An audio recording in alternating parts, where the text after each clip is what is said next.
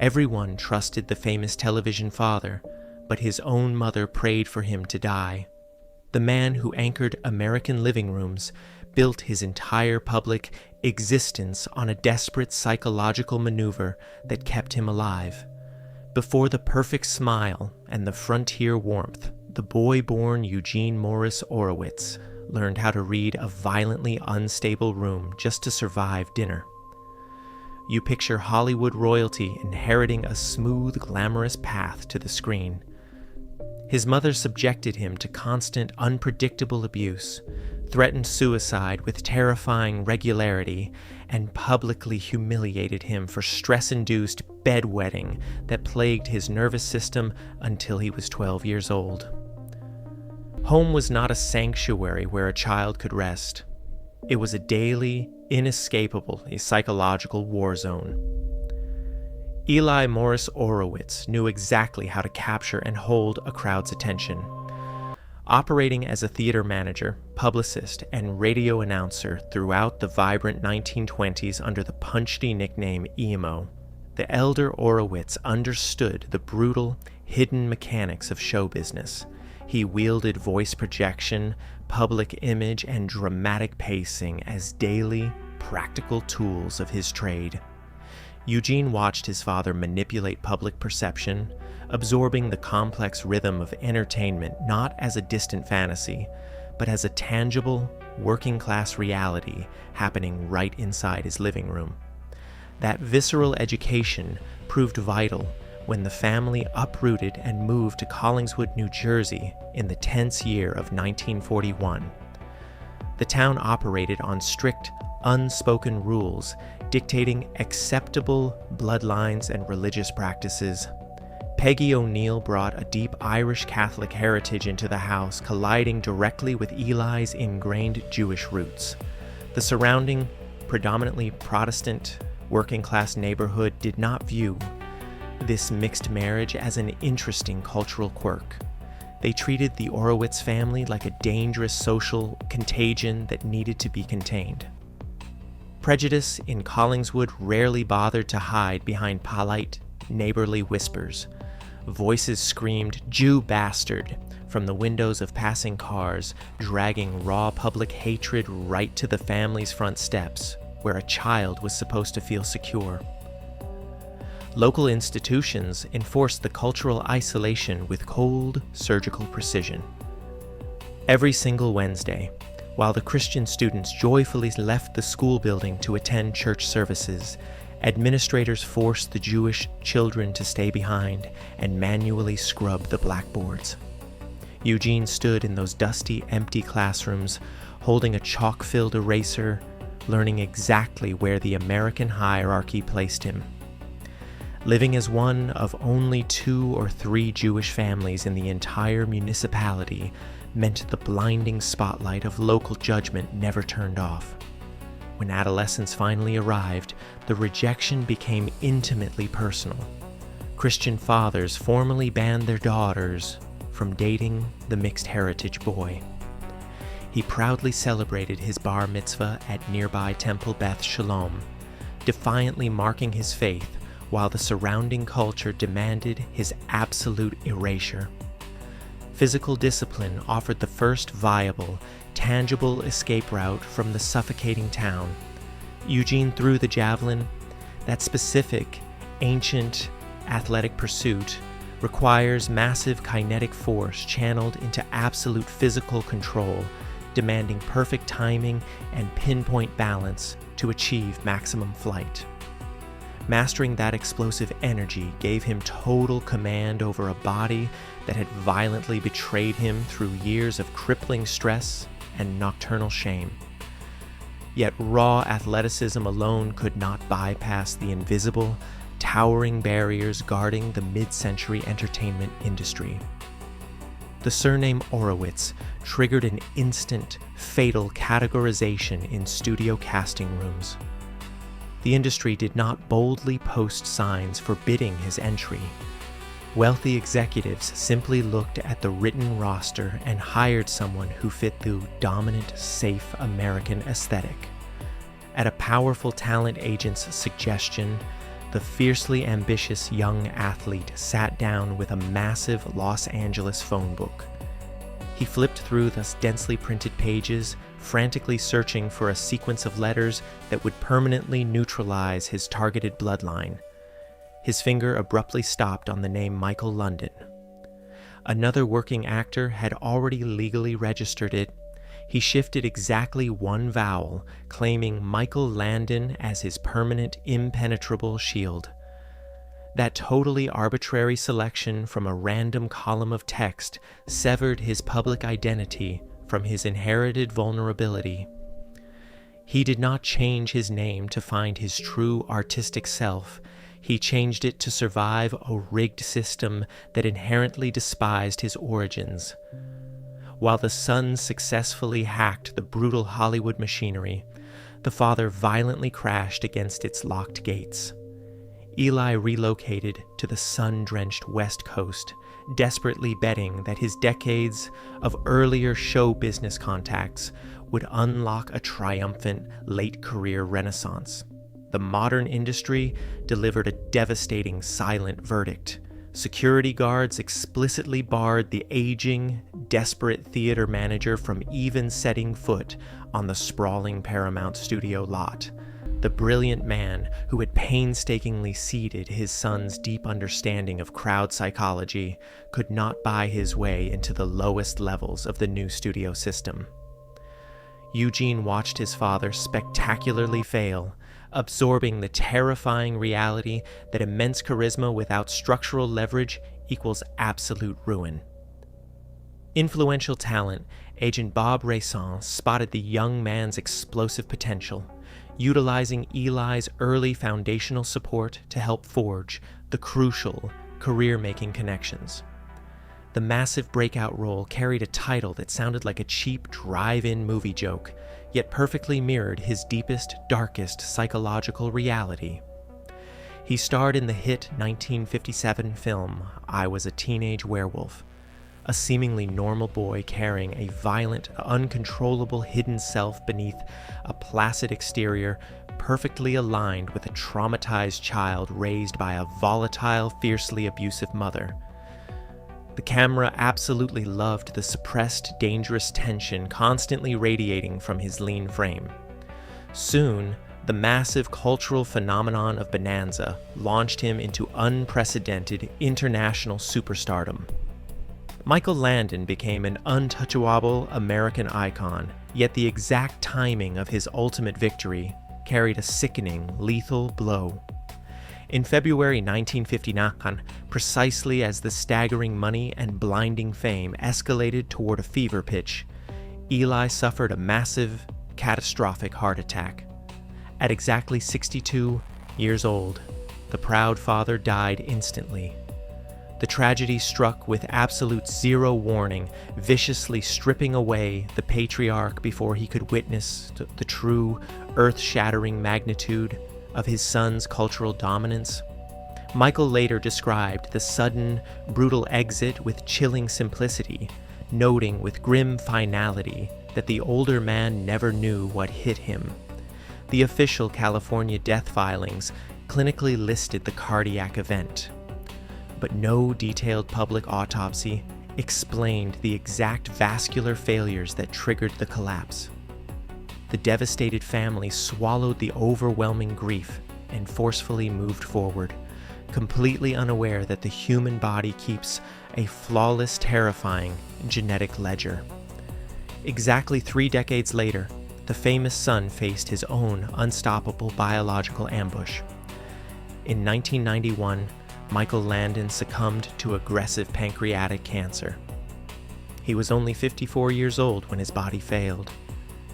The beloved wealthy actor died significantly younger than his heartbroken father, cruelly reversing the natural, expected order of generational longevity. Medical professionals widely attributed Micheal's aggressively fatal illness to his heavily documented lifelong habits of drinking and smoking. Yet pancreatic cancer carries deeply established hereditary factors, creating dark, overlapping shadows of inherited genetic vulnerability. Today, his surviving children undergo active, relentless monitoring and rigorous screening for hereditary pancreatic risk.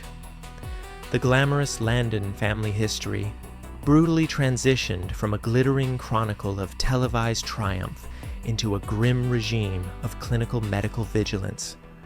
You blindly assume your own complex medical history starts entirely with the daily choices you make at the dinner table.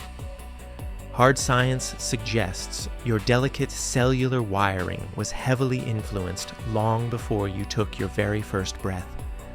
Severe trauma does not miraculously evaporate. When the broken person who suffered it finally passes away, it mutates and changes form, deeply embedding itself into the microscopic, invisible architecture of human reproduction. Researchers intensely studying the field of epigenetics have discovered that extreme psychological stress leaves physical, chemical tags directly attached to human DNA sequences. These microscopic, powerful markers do not alter the underlying permanent genetic code itself. They operate exactly like biological volume knobs, constantly adjusting how aggressively specific genes turn on or turn off. When brilliant scientists rigorously examined the living descendants of Holocaust survivors, the shocking results instantly dismantled traditional biology. They found distinct, measurable alterations in the specific genes responsible for aggressively managing stress hormones. A highly specific sequence known globally as the FKBP5 gene directly controls how the human body processes toxic cortisol during moments of sheer terror. In these innocent children and grandchildren, the critical genetic tuning had completely and undeniably shifted. Their overloaded biological systems massively amplify the body's stress response, violently reacting to mild, everyday threats as if their fragile lives are in immediate catastrophic danger. Many of these affected descendants never experienced the original, horrific historical trauma. They never saw the brutal camps, yet their hypersensitive bodies instinctively brace for the exact violence their traumatized grandparents barely endured. Rigorous animal studies effectively remove the confusing variable of learned human behavior to absolutely prove this terrifying chemical inheritance. Dedicated researchers subject healthy parent mice to intense fear triggers, forced maternal separation, and highly unpredictable, chaotic environments. The innocent offspring of these severely traumatized animals are subsequently raised in perfectly calm, beautifully safe laboratory conditions. The protected next generation still exhibits severely altered, highly erratic stress responses. The crippling anxiety is not verbally taught. It is silently carried across the vast generational divide through significantly altered DNA methylation. This fascinating biological process aggressively adds microscopic chemical tags to the genes, leaving the crucial dimmer switch for the panic response permanently jammed in the upward, activated position. The highly sensitive prenatal environment massively compounds this inherited invisible tension. A pregnant mother actively experiencing extreme emotional distress consistently floods the protective womb with dangerous stress hormones. The rapidly developing fetal brain instantly detects this toxic chemical environment and drastically alters its own physical architecture, desperately preparing to enter a hostile, exceptionally dangerous world. The child is subsequently born with a dangerously heightened baseline of severe anxiety, their tiny nervous system already fully primed for vicious attacks that haven't even happened yet. You might frustratingly spend thousands of dollars on weekly therapy trying to uncover the elusive childhood memory that supposedly ruined your peace of mind. The devastating reality might be that your internal biological alarm system was firmly calibrated by a terrified, desperate ancestor fighting for brutal survival a full century ago. Every single time Eugene Orowitz wet the bed in that tense Collingswood home, his fragile body absorbed the catastrophic, suffocating stress of a mother who openly prayed for his imminent demise. He stunningly did not succumb to the overwhelming madness. He systematically constructed a bulletproof, dazzling psychological fortress utilizing the complex entertainment mechanics. His father taught him to project an aura of absolute unwavering stability. He miraculously transformed into the ideal, loving patriarch on Little House on the Prairie, carefully manufacturing the exact unconditional love and profound safety he had been violently, repeatedly denied. His observant daughter Jennifer clearly recalled a magical moment when he playfully turned ordinary strawberry quick into pink snow, deliberately inventing pure joy where absolutely none previously existed. He successfully severed the toxic behavioral chain of deep abuse, raising healthy children who described him as a deeply present, intensely loving father who securely anchored their entire reality. Targeted behavioral intervention successfully disrupts the vicious biological cycle. Advanced scientific research clearly demonstrates that highly targeted medications and intensive, focused therapy can physically alter those stubbornly inherited epigenetic marks. The severe trauma deeply encoded in your unique methylation patterns is remarkably stable, but it is absolutely not a permanent, inescapable death sentence. By accurately recognizing the hidden triggers and consciously, repeatedly choosing a totally different emotional response, a dedicated person can slowly retune their own complex biology. Micheal Landon powerfully rewrote his dark emotional legacy through sheer, relentless force of will, definitively proving that the active mind can eventually overpower the terrifying, heavy momentum of the tragic past. The turbulent Orowitz family timeline holds a massive, revealing mirror up to your own hidden bloodline. You nostalgically look at faded old photographs and eagerly search for perfectly matching jaw lines or shared, striking eye colors. You completely, blissfully ignore the invisible, complex architecture of panic and resilience quietly replicating silently inside your own microscopic cells. The brilliant man, who seamlessly played the quintessential flawless American hero, died long before he could witness the modern medical community scientifically validate the true biological cost of his childhood terror.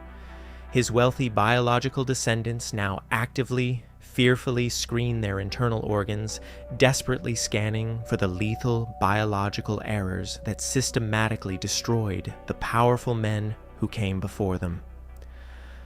They absolutely refuse to navigate the dangerous, uncertain future blind. You currently carry the exact same unseen, heavy ledgers deeply buried within your own body.